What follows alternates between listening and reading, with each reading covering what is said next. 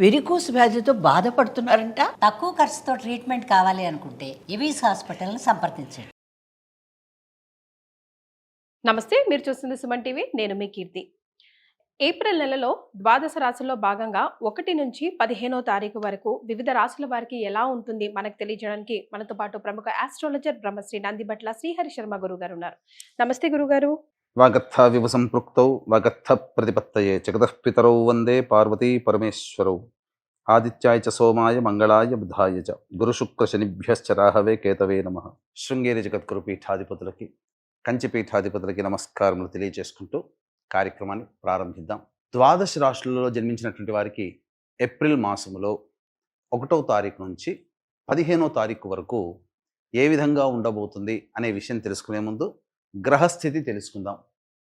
ఇక వృషభ రాశిలోనే గురు సంచారం చేస్తూ ఉండడం, అలాగే కుజుడు కర్కాటక రాశిలో సంచారం చేస్తూ ఉండడం, మరియు కేతువు కన్యా రాశిలో, అలాగే పంచగ్రహ కూటమి అనగా గమనించుకున్నట్లయితే ఉగాది నుంచి 30వ తారీఖు వరకు కూడా ఈ యొక్క పంచగ్రహ కూటమి, షష్టగ్రహ కూటమి అనేటువంటిది ఏర్పడడం జరిగింది.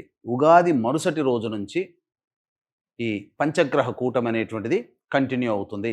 కాబట్టి పంచగ్రహ కూటమిలలో భాగంగా రవి, బుధ, శుక్ర, శని, రాహు.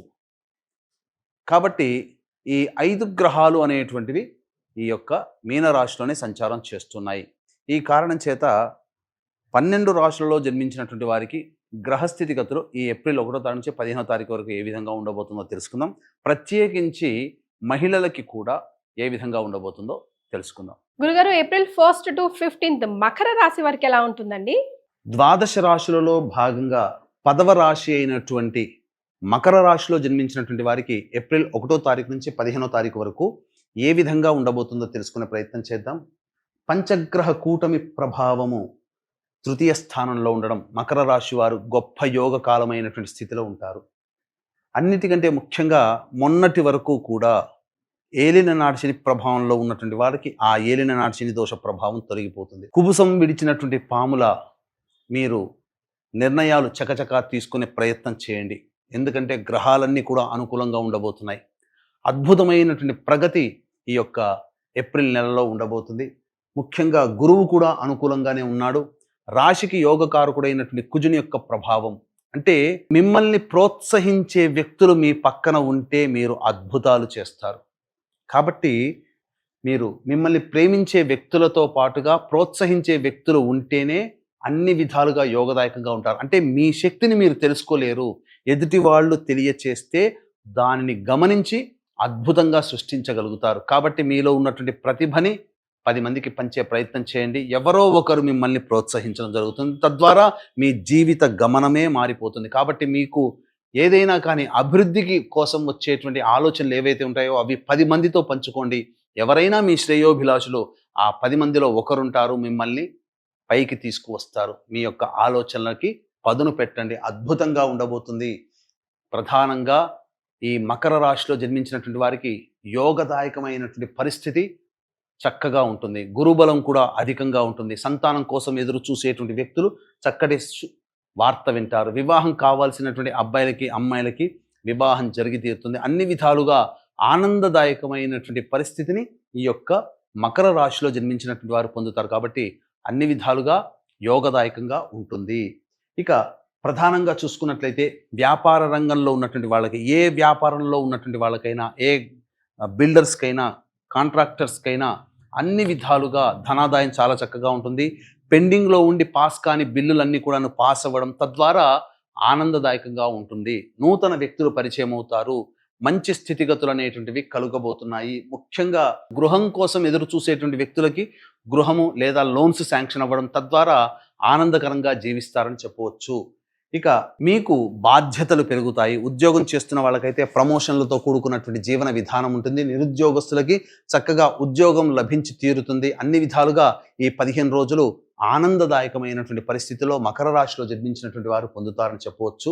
కాకపోతే అత్యుత్సాహము కొన్ని సందర్భాల్లో మీకు కీడును తీసుకుని వస్తుంది. కాబట్టి ఎక్కడ మీరు ఉత్సాహం సంతోషంగా ఉండాలి, ఎక్కడ తగ్గి ఉండాలనేటువంటి ఆలోచన లౌక్యంతో వ్యవహరించండి. ఇక ఈ 15 రోజులు మీదే అని చెప్పడంలో ఏమాత్రం సందేహం లేదు.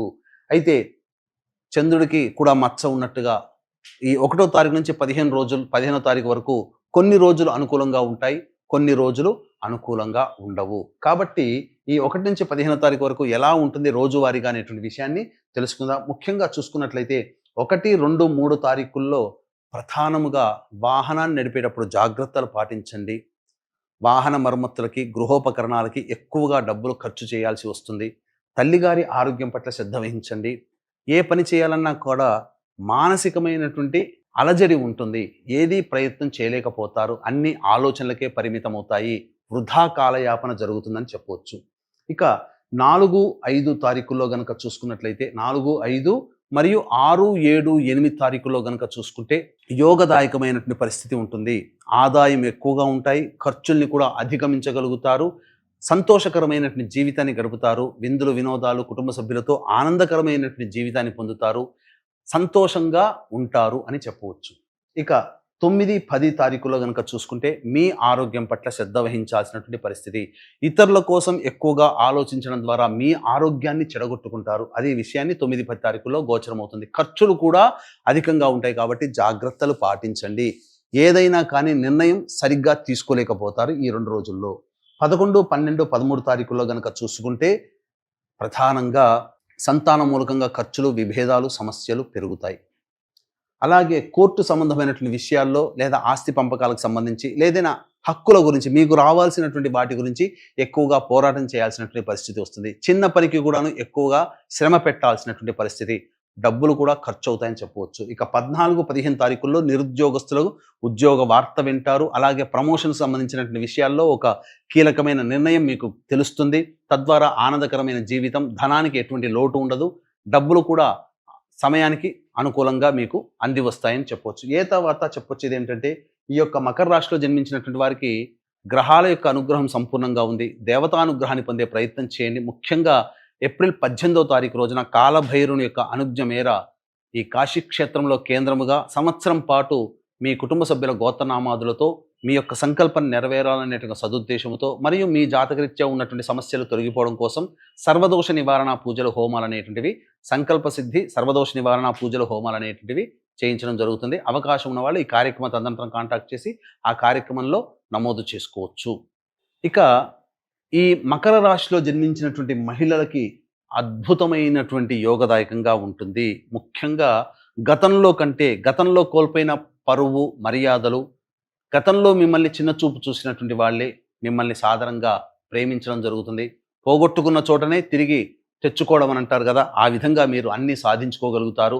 అలాగే ఉద్యోగం కోల్పోయి పెండింగ్లో వాళ్ళ యొక్క ఉద్యోగ భవిష్యత్తు ఉన్నటువంటి వాళ్ళకి మంచి వార్త, ఉద్యోగం పర్మనెంట్ అయ్యేటువంటి అవకాశాలు గోచరమవుతున్నాయి.